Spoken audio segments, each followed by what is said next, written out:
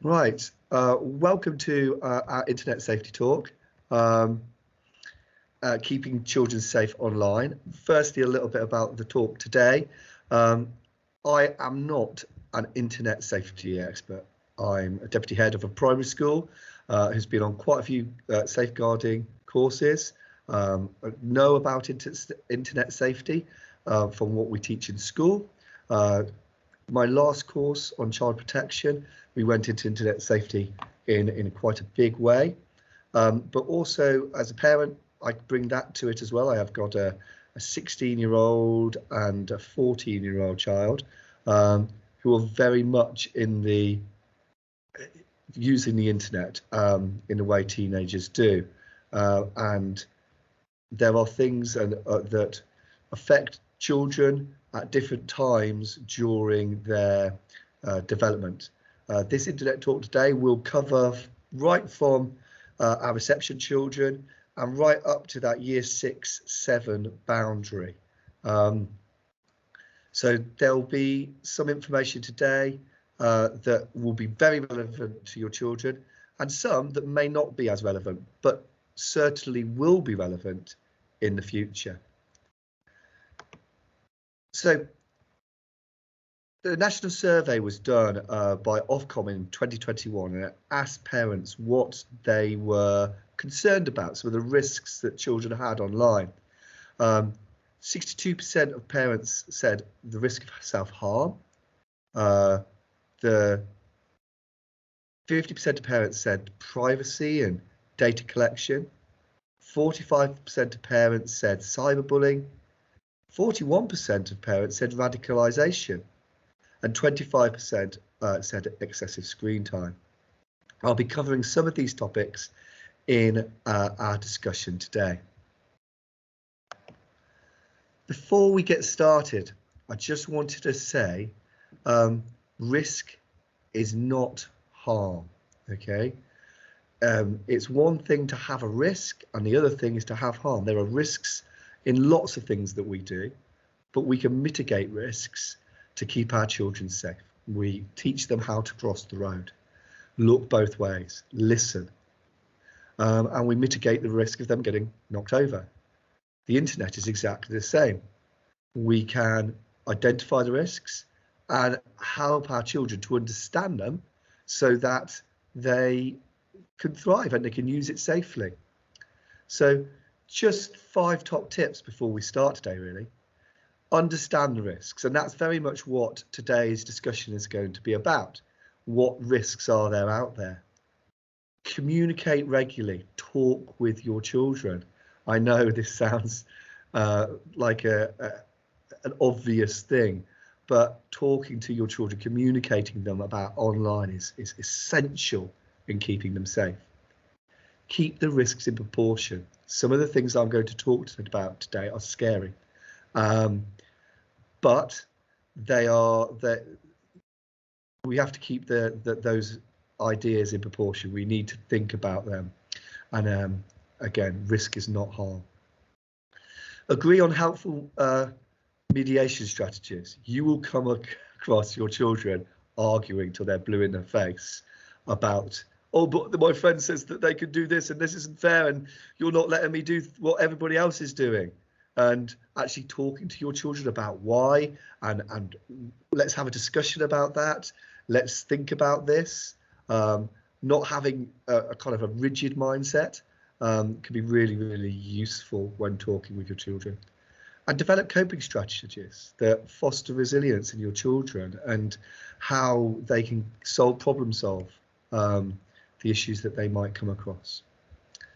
So today I'm going to talk about 4 C's of online safety, and you'll hear these and see these.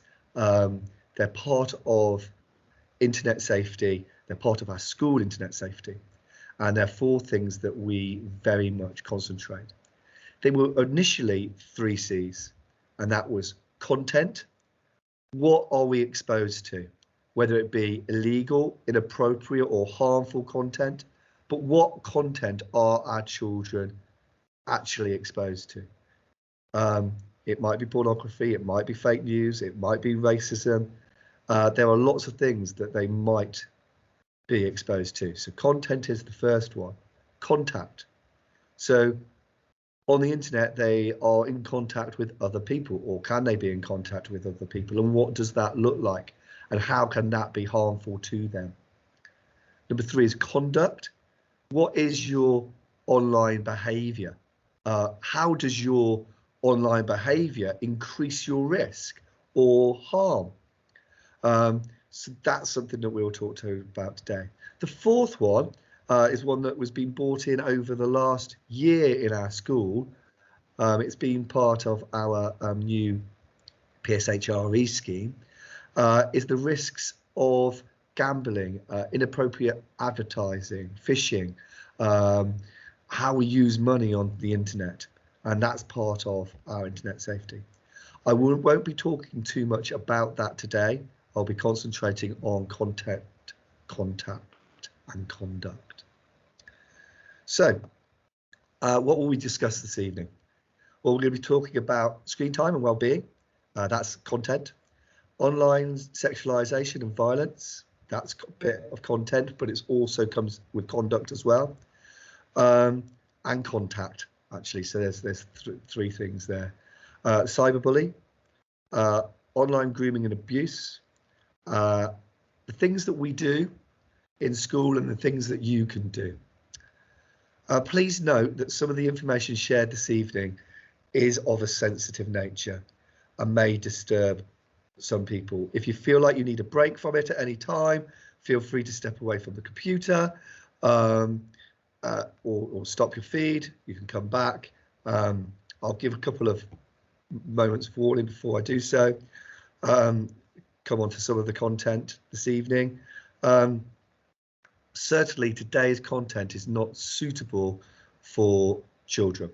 Okay. So media use by age. Just got to break down a little bit about how our children use the computer. At 3 years old, 2% of children have their own tablet. So 36% or more are likely to watch streams on a mobile device at 3 to 4 years old. 51% have used YouTube by 4 years old. By 6, 35% are playing games online. By 6, they're playing for 6 hours a week at a minimum online. By 8, 45% of use is a smartphone to go online, and 72% use a tablet to do the same thing. By 10, 35% of them have their own smartphone. This hugely increases at 11 and 12 years old, with by 13 years old, 83% of them have their own smartphone at 12 to 13 years old. That means they can access the internet anywhere, at any time. Just some things to think about there. Sorry, I'm going on to the next slide. So, the average 3 to 4 year old spends 3 to 4 hours on a screen. That's quite a big thing. By 11 or 12, this is 6.5 hours. Over the course of a childhood, children will spend more time watching a screen than they spend in school. These are all kind of big factors in how screen time could affect them and things. So a study in Oxford in 2015 showed an extra hour a day was associated with 9.3 fewer GCSE points at 16, the equivalent of dropping a grade in 2 subjects. 2 extra hours of screen time was associated with 18 fewer points, or dropping a grade in 4 subjects. Even if people spent more time studying, more time spent watching TV or online still harmed their results. So screen time can have a direct effect on academic achievement. So The first section we're going to be talking about is screen time and well-being.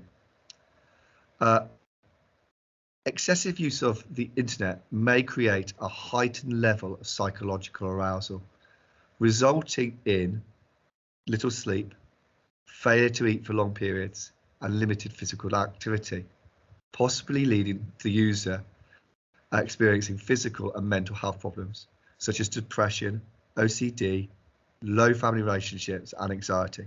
This was done by YouGov study in 2019. It's been shown that sleep cycles can be affected by that blue light on your screens. So watching the blue light before you go to bed stimulates your brain and keeps you awake. Screen-based entertainment increases central nervous arousal. Again, you're more alert, you're finding it hard to switch off. This is one. Children today are more forgetful than OAPs. One study found that the more distracted you are, the less able you are to experience empathy. So this is kind of some of the kind of physical effects of staying on the computer for long times. But there are also well-being effects. There are mental health effects of staying online.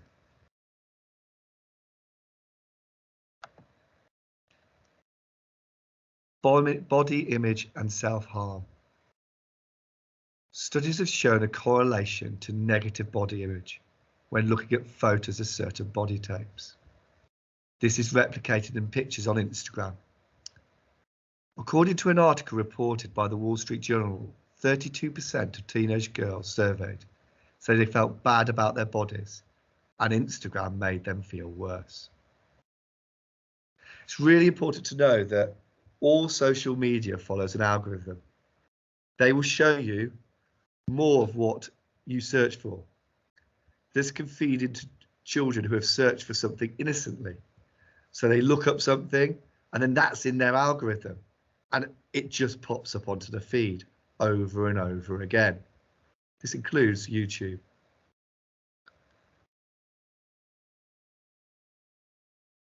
I just want to click onto this slide here. So it's important to know that your children are using.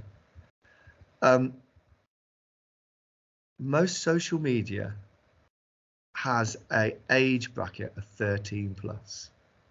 WhatsApp has an age bracket of 16 plus, and some others have older age groups to be used for them. Now, one of the biggest reasons for this is about the fact that they hold the children's data. So American law says that you're not allowed to hold a child's data under 13 years old. So that is one of the reasons why we have these age limits on it.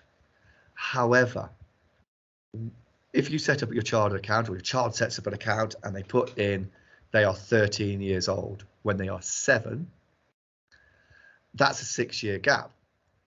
So when they are 10, that actually the content that might be being streamed through those is now at 16 years old. And then when they are 12, it's 18 years old.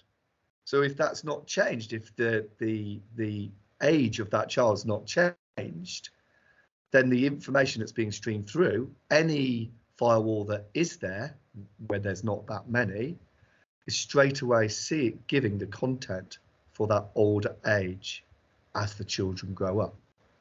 So it's just something to think about if the children are on these social media sites. So this comes to some of the well-being issues that children use when they use the internet or use social media.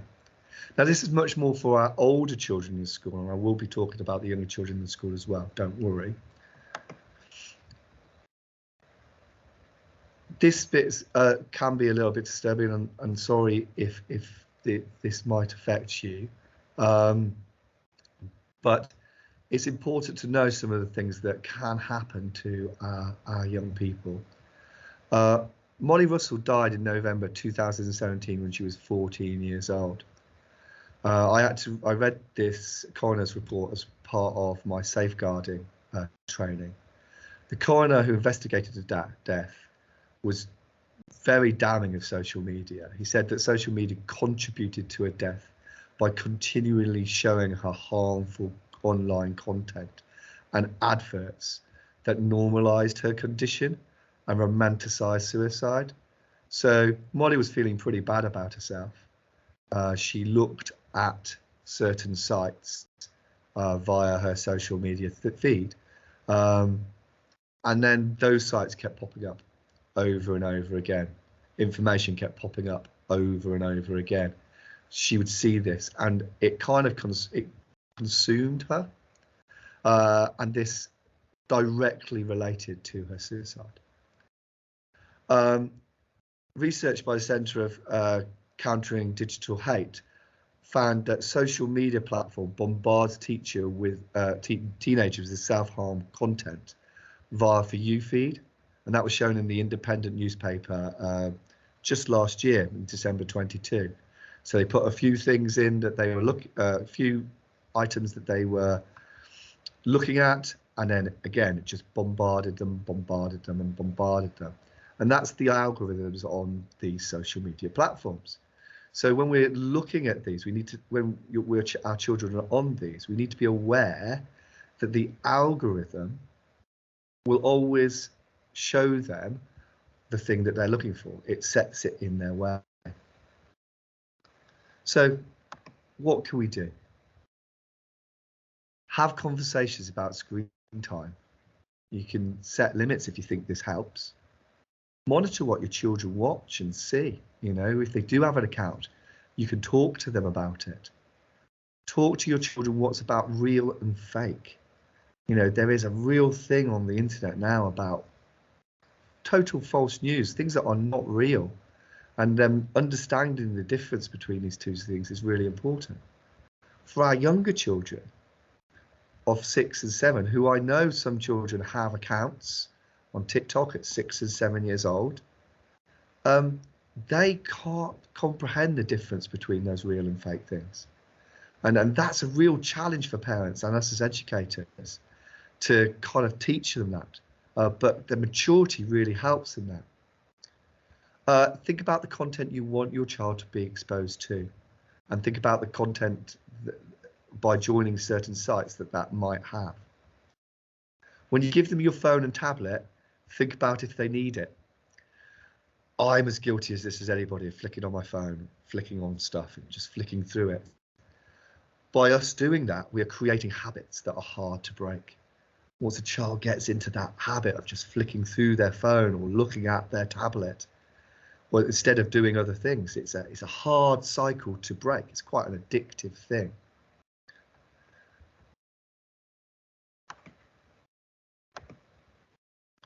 So that's kind of my first bit on well-being and screen time and how they're linked. I'm going to open up the chat. People might not have anything to say, and that's absolutely fine. You don't have to have anything to say. If you do, or you've got any questions at this point, I'm going to just stop my recording. There are some parts of this section of my presentation that might worry some people. Again, this is just to give you the facts. And again, these are risks. They're not harm. You know, by me saying this does not mean that it's going to happen to your child, but I think it's really important that you know about it.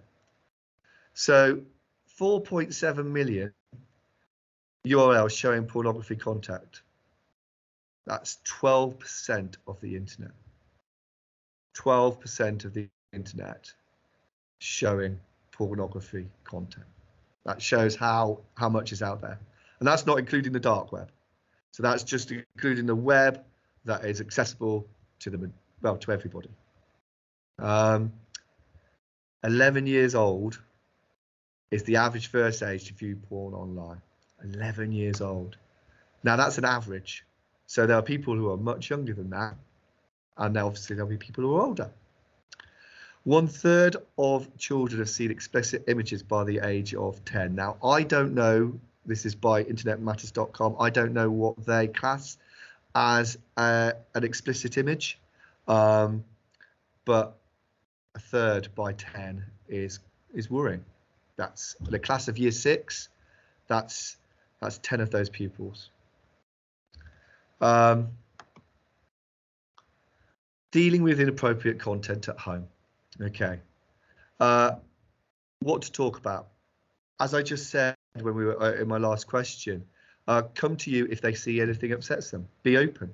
Don't tell them off for seeing it. You know, talk to them about it. If they have seen pornography that is present, and they do see it, it presents unrealistic images of relationships, and you know, having conversations about what real relationships look like, and as they get older, what intimacy looks like is really important. The importance of respect for each other and the meaning of consent.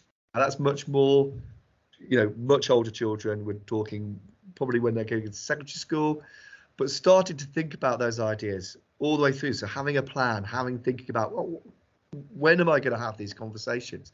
Having the conversation before it happens is really useful, rather than being preemptive, rather than actually having to being reactive.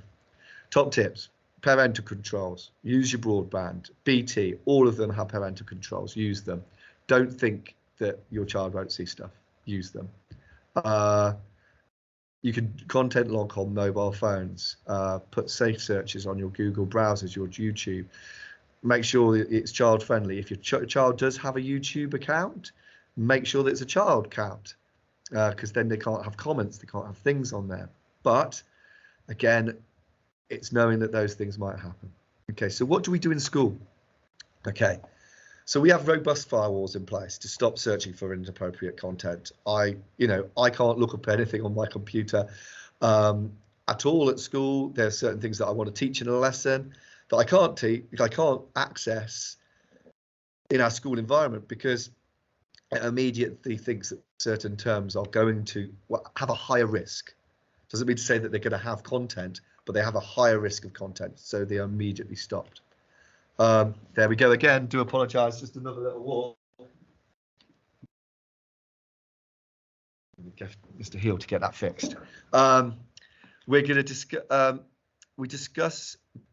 So we have talked about. Sorry, we discussed the suitability of games and streaming on the internet. So we discuss these things. We talk about the use of safe search parameters in year 3 and 4, and what is a trusted website. What content where are you unlikely to find unsuitable content? What are more trustworthy sites? Now, BBC Biteside is a more trustworthy site. Now, some people say that the BBC is skewed and it might have its own agenda, but as sites go out there, relatively safe. We talk about the risk of search engines in year 5 and 6 and what details things might bring up. We discuss what to do when you see something inappropriate online every year from year 3 up to. Talk to a trusted adult, discuss it, make sure that they understand what's going on. So that's that section on content. Cyberbullying. This is about conduct. It is something that we see in school. Now, we don't necessarily always see we don't always necessarily see bullying on top, going on and on and on, but we do see bullying behaviours. I have had to deal with incidents of bullying whereby it has got out of hand. This happens over chat. Okay, so this could happen over a text message. This could happen over a WhatsApp message. WhatsApp is my biggest bane in school in terms of communication and problems between children online. I just want to put that out there to those parents there.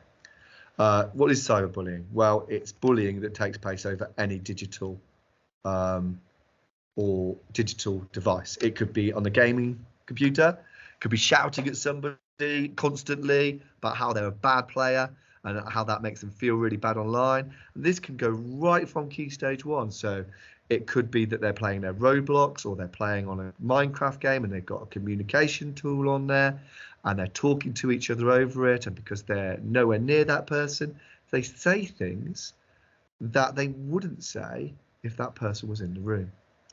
And that's what the internet does. It brings can't say the word, anonymity to the persons. They kind of feel like they're invisible, and they can say whatever they like.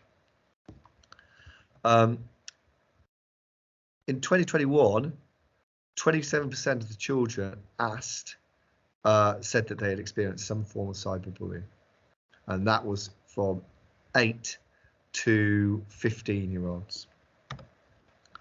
Furthermore, I'm going to just move over to this side. Furthermore, nearly 1 in 5 children aged 10 to 15 in the UK experience cyberbullying, equating to approximately 764,000 children. 77% of those were bullied said it had an adverse effect on their mental health.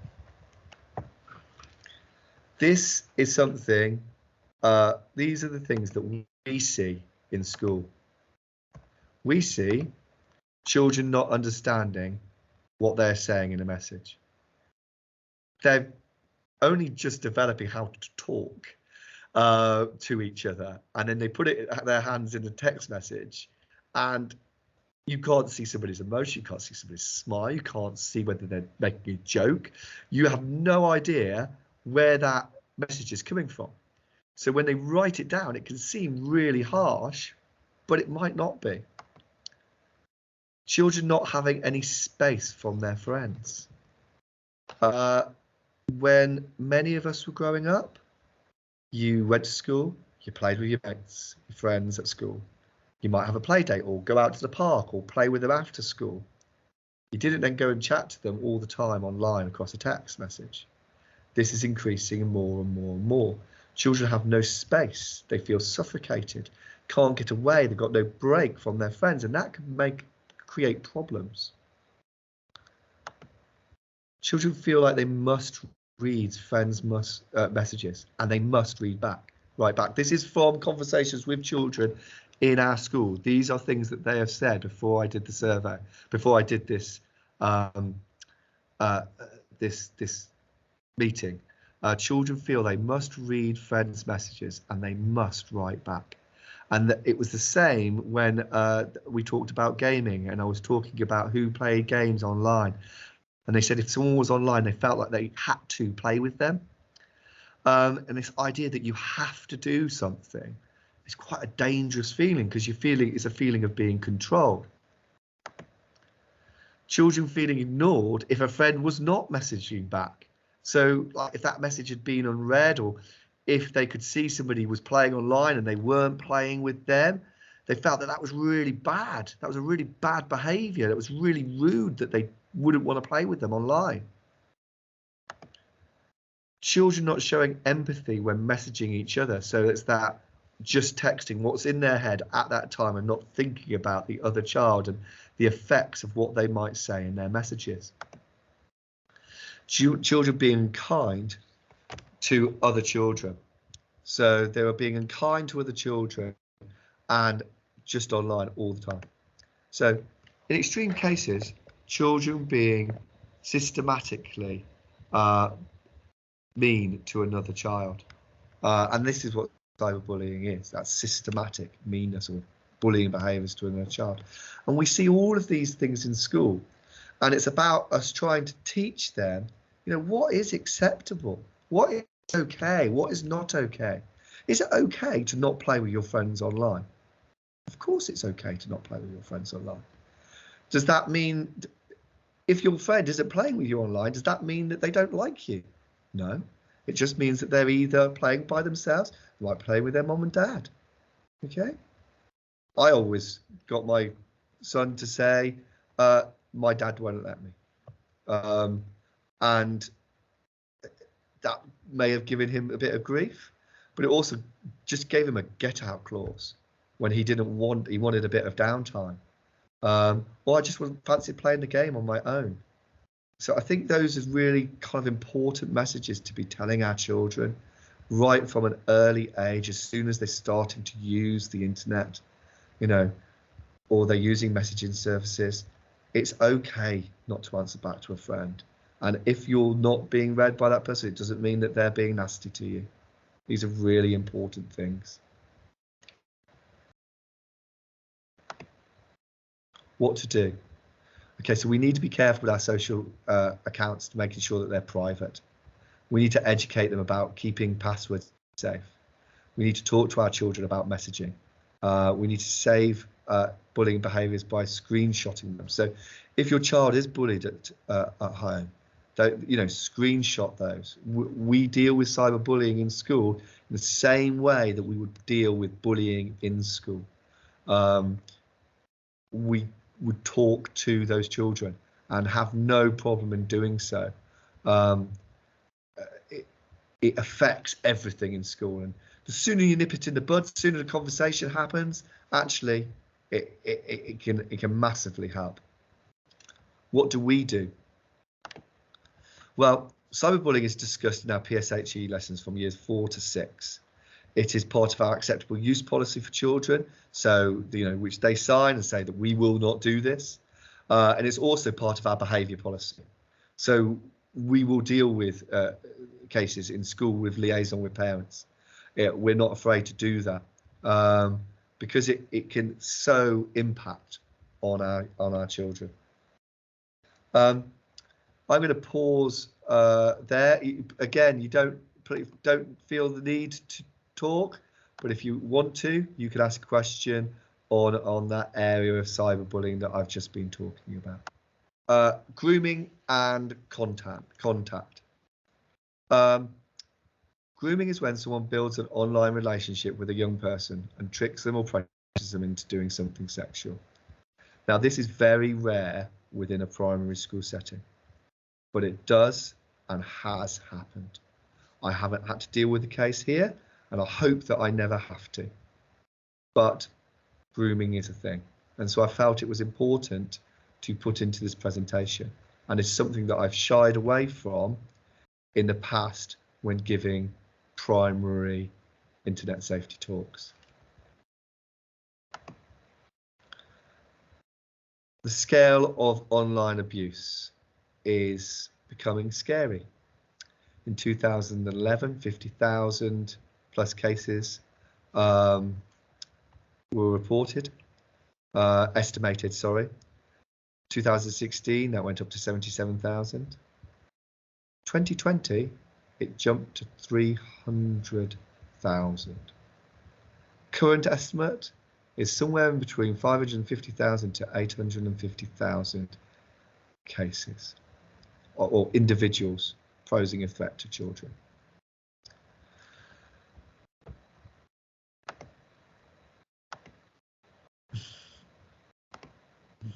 In 2021, there were 500 arrests a month and 700 safeguarded children.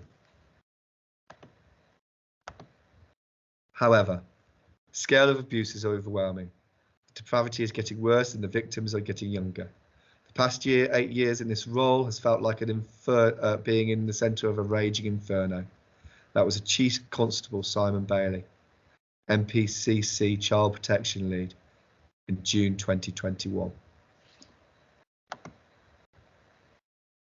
So, sorry, just before I move on, why is this happening? Why is it becoming more, we're seeing more prevalence of this? It's because of the normalization of these behaviors. We talked about algorithms earlier in our talk where children are searching for things, and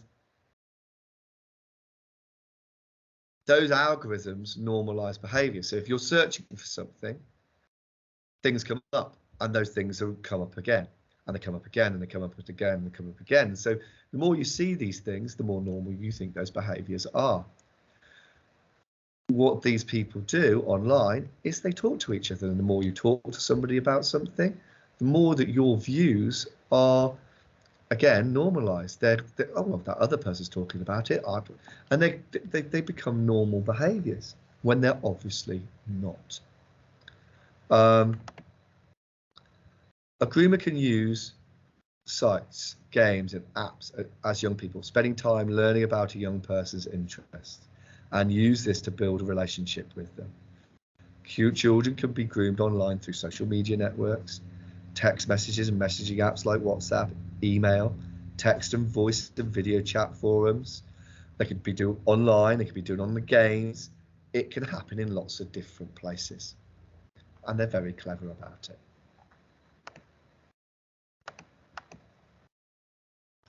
What are the signs? Being very secretive about how they're spending their time, including when they're online. Having older boyfriends or girlfriends, probably not something that we need to worry about in primary school. Having money or new clothes or mobile phones that they can't or won't explain. Again, not probably something that we need to hopefully worry about in school. Underage drinking or drug taking. Again, I would hope not something that we need to worry about in our primary school. Okay. Being upset, withdrawn or distressed. Now that might be something that we need to think about. Sexualized behavior, language or understanding of sex that's not appropriate for their age. Again, that can come from content and that can come from contact. Okay, so those kind of things sometimes we do see in school. It is not usually contact, it is usually content. So what they have seen online. Again, spending more time away from home, go missing. Again, not something we're likely to see in a primary school setting. Okay. A child is likely to know they are being groomed. They do feel worried or confused and less likely to speak to an adult they trust. Now, I do know cases where this has happened in primary schools. Again, very pleased that it's not happened here or not, but it does something that as parents and as educators, we need to be aware of. So us at school as educators and you at home as parents need to be aware of.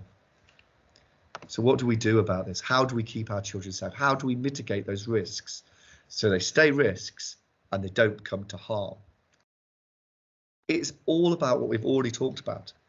It's about staying safe online with your children, discussing it, not sharing personal information. If you're playing a game with somebody and if they choose to have friends or you allow them to have friends that are not people that they actually know,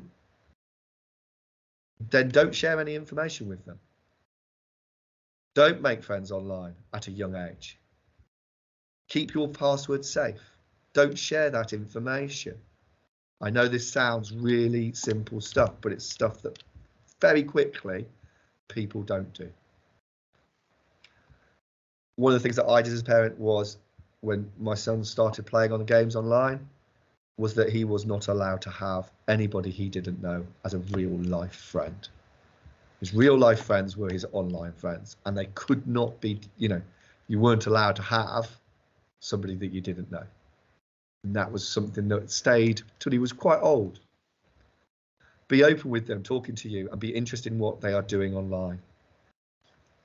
Take an interest, see what they're doing. It's their world. They really love it. They love building Minecraft.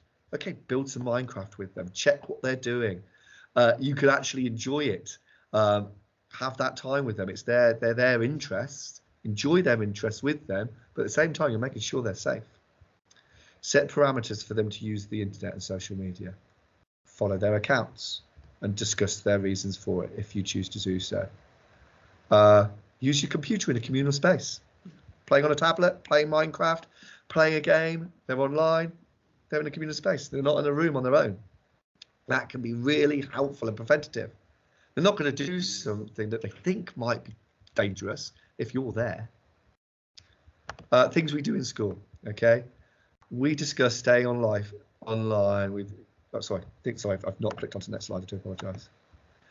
In school, we talk about stranger danger from a young age and include this in our teaching on internet safety. So right from reception, year one, we're talking about stranger danger. From year two, and we talk about that in relation to the internet. From year two, we talk about not sharing our personal data online. We don't tell our people your name or where you live to anybody. Doesn't matter where they are. In year 3, 4, and 5, we continue to discuss making sure we do not share personal data online and discuss keeping our passwords safe and not sharing personal information. In year 6, we do discuss grooming. We don't go into the details of it, and we do talk about some of the things that strangers might do in order to influence them. And that's really important.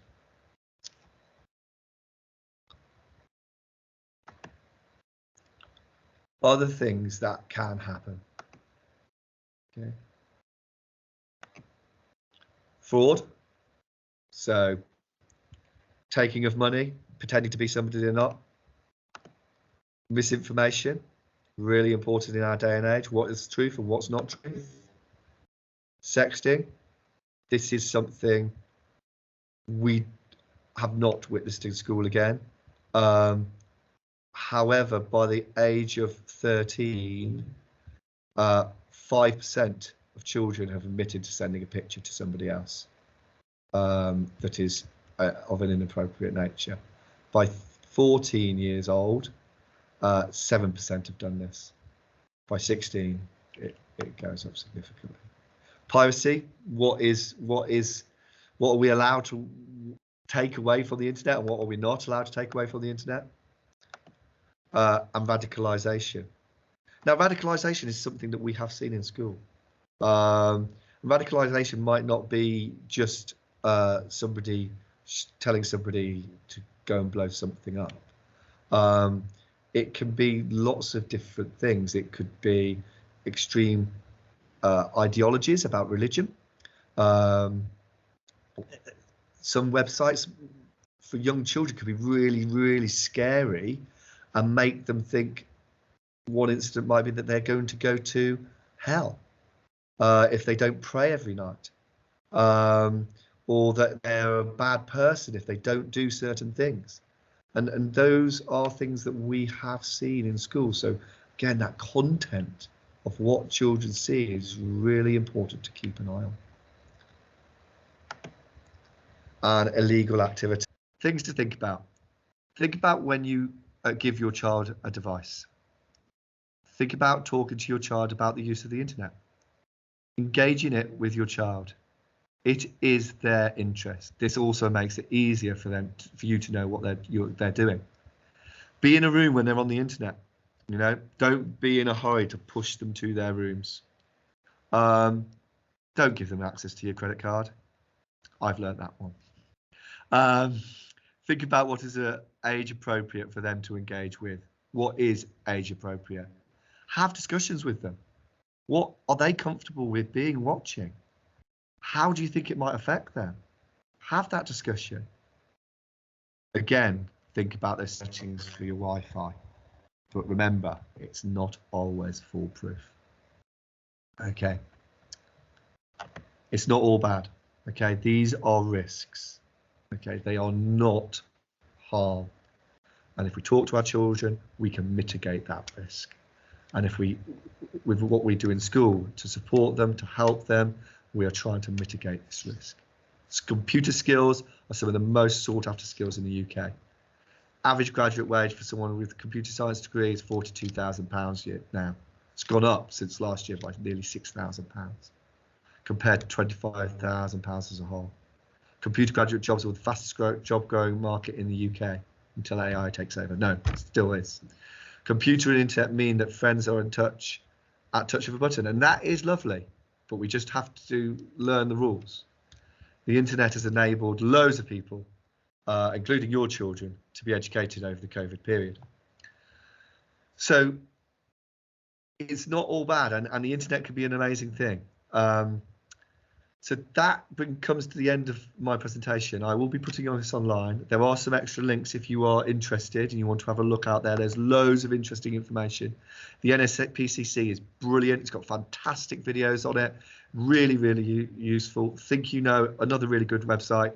Childline. Childline is, again, if you've got any concerns or anything you're worried about, Childline is often the first place to go. please, if you've got any concerns, also come to me. You know, come for a chat if you want to. My door is always open. I might not have the answers, but I do have the experience of having 2 children who have gone through the internet, and also obviously of seeing lots of children using the internet in our school environment. Thank you very much. I'm going to stop the recording for one final time there.